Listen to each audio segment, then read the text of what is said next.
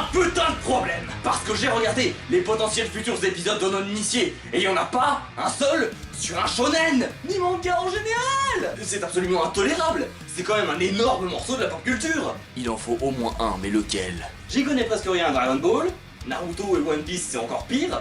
Et puis bon, j'ai vu que la saison 1 de One Punch Man, j'ai même pas fini l'arc du sanctuaire de Senseiya, et j'ai vu que la fin d'Albator. C'est quand même bizarre que j'arrive pas à en trouver un seul sur lequel faire ma prochaine vidéo. Mais oui, c'est ça. C'est bizarre. Ces arbres. Je sais ce qu'il me reste à faire. Aïe aïe aïe aïe aïe.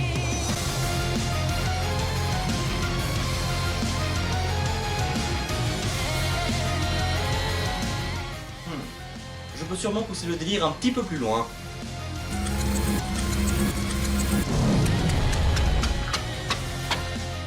Bonjour à toutes et à tous.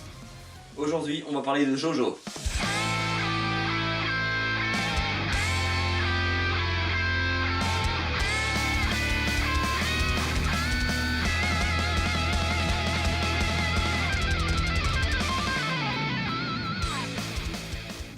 Jojo's Bizarre Adventure est un manga hyper majeur de la fin du XXe siècle, réputé de façon internationale pour son excentricité et son inventivité. Cette histoire, comme tant d'autres histoires, commence par un jeune artiste talentueux en quête d'inspiration, le grand Hirohiko Araki.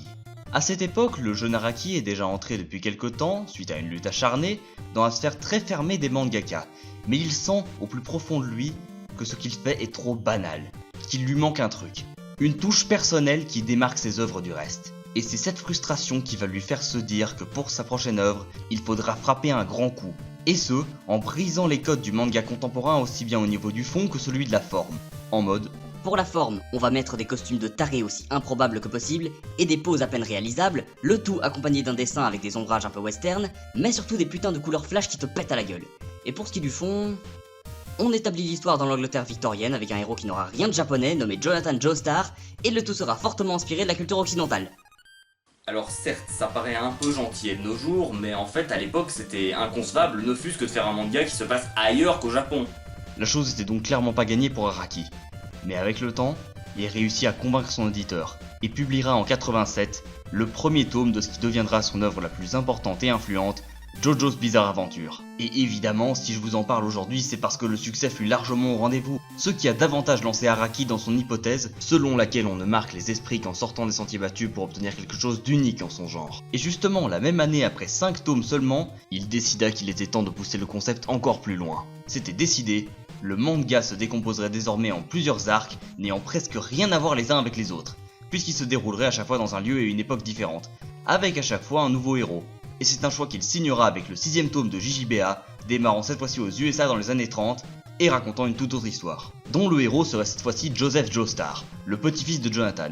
Il s'ensuivit avec la sortie du 3ème arc en 89, emmené par le fameux Jotaro Kujo, qui est considéré comme l'arc le plus important et populaire de toute la saga.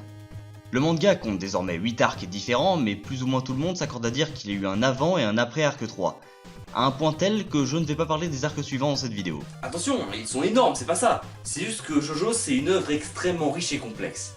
Et donc, tenter de fournir une vision globale du manga ou de l'animé, de la saga entière en somme, ça me paraît assez casse-gueule et assez indigeste pour un public non initié. Donc, ce que je vous propose, c'est en fait qu'on va se concentrer sur les 3 premiers arcs, c'est-à-dire ceux qui ont un peu démarré le bazar, pour que vous sachiez dans quoi vous vous lancez. Maintenant voilà, c'est pas ça, tout ça c'est bien joli, mais je me dis qu'il serait peut-être temps de vous détailler un peu le concept du bazar.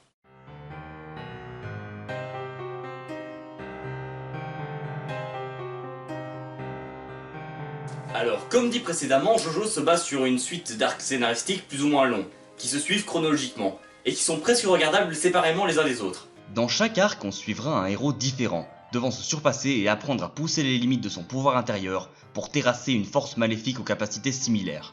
Qu'est-ce que ces héros ont en commun? Déjà, ils sont tous liés d'une façon ou d'une autre à la lignée de la famille Joestar, et ils ont tous 2 fois la syllabe Jo dans leur nom et prénom, ce qui leur vaudra le surnom Jojo. Ce qui fait que malgré le changement constant de perso principal, le titre reste cohérent, puisqu'on suivra tout le temps les étranges aventures de quelqu'un surnommé Jojo. Autre chose qu'ont les différents Jojo en commun, c'est un pouvoir spirituel typiquement shonen, souvent héréditaire mais dont la nature peut parfois changer d'un arc à l'autre.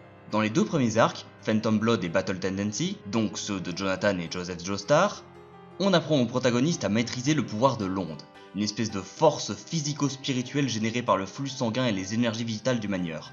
Et à partir de l'arc 3, Stardust Crusader, avec en héros principal Jotaro, on a introduit l'existence des stands, sorte d'esprit combatif matérialisé physiquement par la puissance mentale et la force vitale du manieur, et qui lui obéit au doigt et à l'œil. Sur lesquels on va s'étendre un peu plus tard. D'ailleurs, l'arc Stardust Crusader est considéré par beaucoup comme le plus important de la saga, entre autres à cause de cette introduction qui a prouvé à tout le monde que l'auteur n'était pas du genre à hésiter une seule seconde à modifier les règles de son propre univers. Et les pouvoirs sont pas forcément la seule chose qui change d'un arc à l'autre.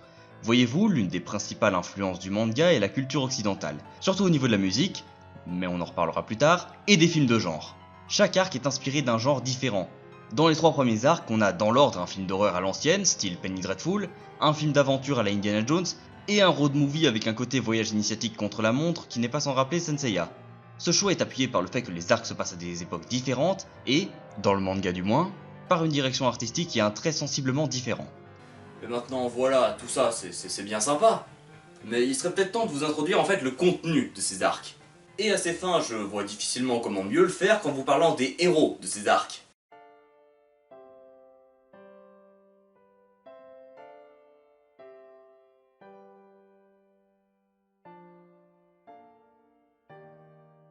Jonathan est le premier des JoJo dont on suivra les aventures. Aventures au cours desquelles il va devoir faire face à son rival et ennemi juré, dont on va bientôt parler je vous rassure. Il devra à ses fins apprendre à maîtriser le pouvoir de l'onde, qui lui sera enseigné par un maître italien appelé le baron Zeppeli, et sera également soutenu par quelques autres personnages sympas.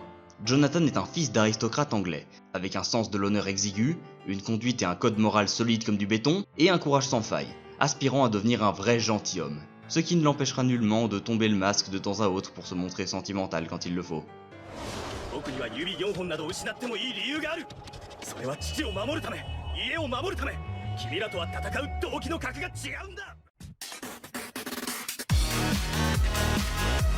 Jonathan était un personnage très apprécié, mais Araki le trouvait à l'époque trop lisse et trop gendre parfait. Alors pour son deuxième JoJo, il n'a pas souhaité reproduire la même erreur. Joseph a été élevé à New York par sa grand-mère Erina, et sera le héros du deuxième arc de JJBA, dans lequel il sera embrigadé dans une aventure à travers le Mexique et l'Italie, accompagné notamment de Cesare Zeppeli, le petit-fils du baron Zeppeli, Lisa Lisa, une mystérieuse maîtresse de l'onde aussi stoïque que badass, et Smokey Brown, un ancien pickpocket que les Joestar ont pris sous leur aile. Joseph Joestar est, comme mentionné précédemment, le petit-fils de Jonathan, mais ils n'ont clairement pas la même attitude. Joseph est un roublard farceur et impétueux qui peut paraître au premier abord con comme un steak et insouciant, mais c'est sans compter sur les stratégies qu'il peut élaborer au combat, qui en font un personnage aussi redoutable qu'attachant, quand on ajoute à ça son côté comique et ses gimmicks, notamment celle de prédire la prochaine réplique de son adversaire quand il a compris que le combat était déjà gagné.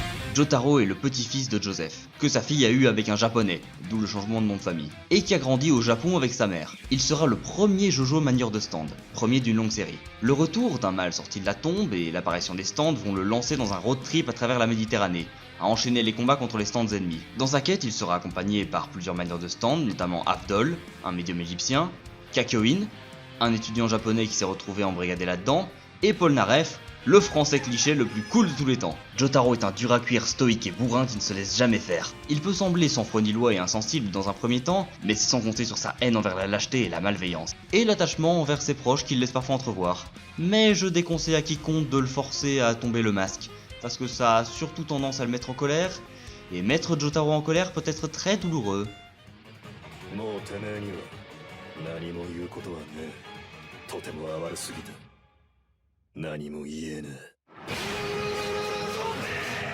Maintenant voilà, c'est bien sympa tout ça, mais il faudrait au moins un petit peu parler des méchants. Bon, cela dit, pour ne pas trop en dire, je préfère ne parler que d'un seul méchant. Et s'il y a un seul méchant dans JoJo dont il faut parler, c'est le suivant.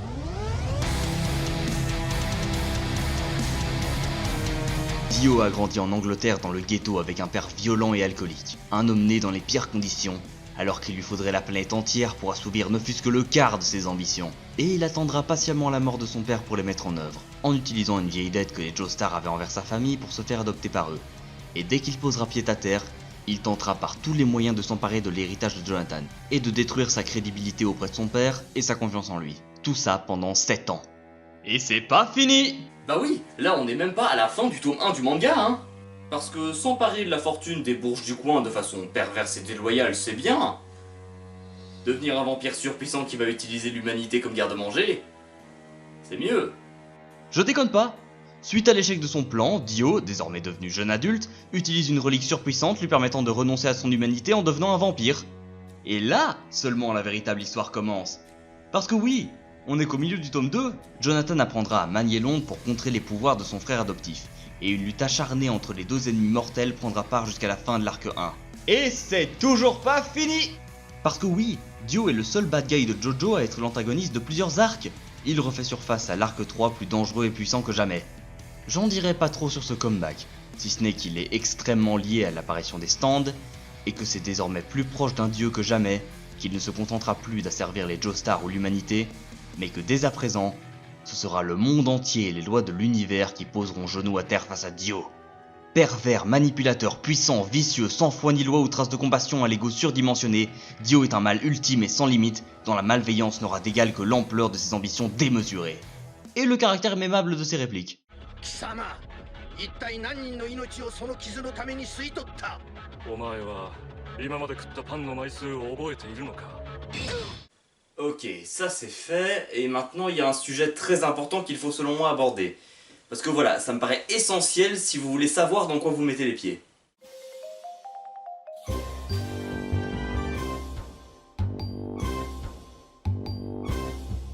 L'univers de Jojo est aussi riche que perché. D'ailleurs ça a dû un peu vous sauter aux yeux depuis le début de la vidéo. Regardez un peu comment je suis sapé quoi. Entre les couleurs psychédéliques, les designs improbables, le gore et les fameuses poses Jojo, vous devez être un petit peu perdu depuis le début de la vidéo. Bah ouais les gars, on est au Japon pour rappel, et qui plus est dans une œuvre que même au Japon on estime bizarre, mais je vous rassure, c'est plutôt bizarre dans le sens original et imprévisible. Et pour cause, Jojo's Bizarre Adventure dispose d'un univers extrêmement riche, dans le sens où on peut mettre presque tout ce qu'on veut dedans. Des vampires, des reliques aztèques, des nazis cyborgs, des parties de poker, des mafieux et ces putains de surhommes plus vieux que l'humanité elle-même qui sont bâtis comme des dieux. Cela dit, Jojo utilise cette richesse à d'autres fins que Doctor Who par exemple. Car là où dans Doctor Who ça sert surtout à rendre le potentiel de création aussi infini que possible, dans Jojo c'est aussi utilisé pour avoir une suspension de crédibilité assez large va-t-on dire. Et en parlant de dire, je n'en dirai pas plus à ce sujet précis.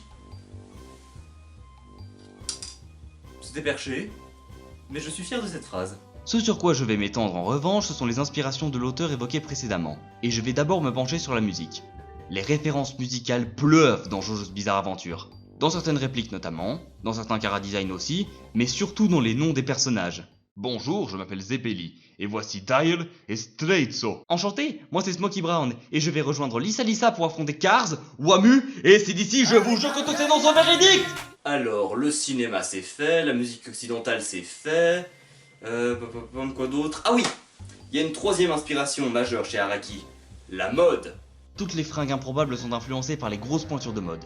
Même les Jojo poses le sont. Chaque vêtement et chaque coupe dans Jojo n'est pas seulement un gros délire improbable, c'est surtout une véritable œuvre de stylisme qui, dans la vraie vie, coûterait des millions. Les persos de Jojo, même les clodos, sont mieux sapés que tu ne le seras jamais dans ta putain de vie de merde. Alors tu baisses les yeux et tu montres un peu de respect pour Araki ton dieu. Et oups, je me suis emporté. Désolé. Changeons de sujet, je sais. Parlons des stands. Je ne peux pas me permettre de passer à la partie suivante sans avoir évoqué plus longuement les stands. Parce que autant le pouvoir de l'onde utilisé par Jonathan et Joseph est relativement facile à comprendre et un peu oublié de nos jours, il faut l'admettre, autant les stands sont assez complexes, se sont révélés comme une vraie mine d'or, et sont immédiatement devenus cultes. Désormais quand on pense Jojo, on pense stand. Mais qu'est-ce qu'un stand ? Eh bien, comme je le disais précédemment, ce sont des esprits assignés à des gens comme vous et moi, qui ont un esprit combatif suffisamment puissant pour être matérialisé. Cet esprit dépend de l'énergie vitale du possesseur qui est alors appelé manieur, puisque c'est lui qui commande le stand par l'esprit. Les stands sont extrêmement variés. Ils peuvent aussi bien être des êtres humanoïdes ou des animaux, que des objets comme des arbres ou des véhicules, alors même parfois jusqu'à être des phénomènes comme l'invisibilité ou le changement d'apparence. Évidemment, les pouvoirs dont ils disposent sont tout aussi variés. Des capacités physiques phénoménales, des maîtrises de certains éléments, prédire l'avenir à court terme, créer des trous noirs, aspirer l'âme des gens, les posséder et j'en passe. Ce qu'il faut aussi savoir, c'est que de base, les stands répondent à 3 règles. Seuls les manieurs peuvent voir les stands des autres, seul un stand peut nuire à un autre stand, et les dégâts infligés au stand se répercutent sur le manieur. Donc ça sert à rien de l'utiliser comme bouclier humain par exemple. Vous avez donc tous les éléments qui ont rendu culte JJBA. Et visiblement encore une fois, suffisamment culte pour attirer l'attention des médias.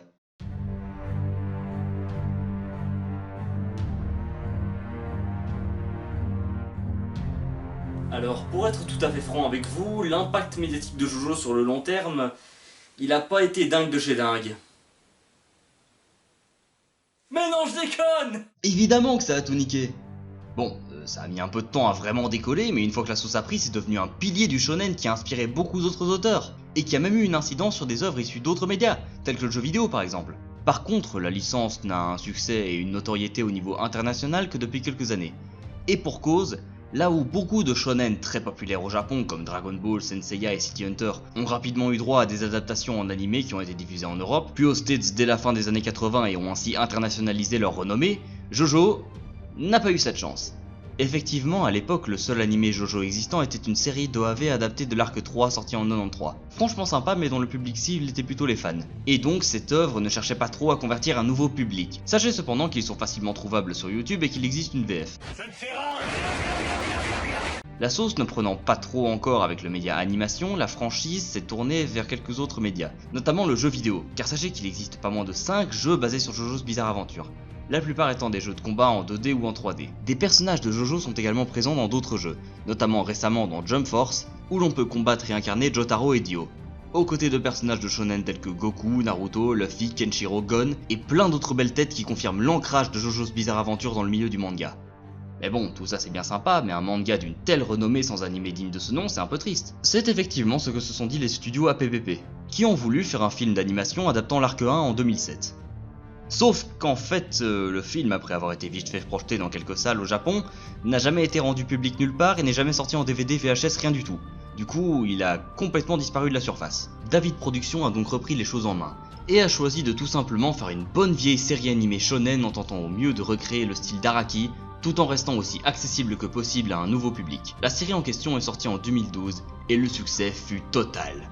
Enfin, on avait un animé digne de ce nom, qui allait populariser le manga à l'échelle internationale au même titre que Dragon Ball, Naruto, Death Note et j'en passe. Cet animé est d'ailleurs globalement très fidèle au manga aussi bien sur le fond que sur la forme, et je le recommande à tous les intéressés car c'est sûrement de loin la meilleure porte d'entrée vers Jojo's Bizarre Adventure. Mais surtout parce que c'est devenu une usine à mème!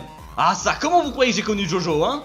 Mais évidemment qu'un truc aussi crazy motherfucker internationalisé a donné ce genre de résultats sur internet, ça ne pouvait pas se passer autrement! Pour le moment, l'anime a adapté jusqu'à la partie 5 du manga, et les fans attendent de pied ferme la partie 6.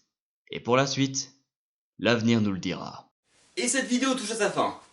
Donc je vais vous inviter un peu à vous abonner, à commenter, à partager, à liker... Merde. Je suis sûr d'avoir oublié un truc et je sais pas c'est quoi, ça m'énerve. Allez... Je suis sûr que c'est devenu un mème en plus. Ah oui, je sais, c'est ça. Ok, en fait, à la fin de chaque épisode...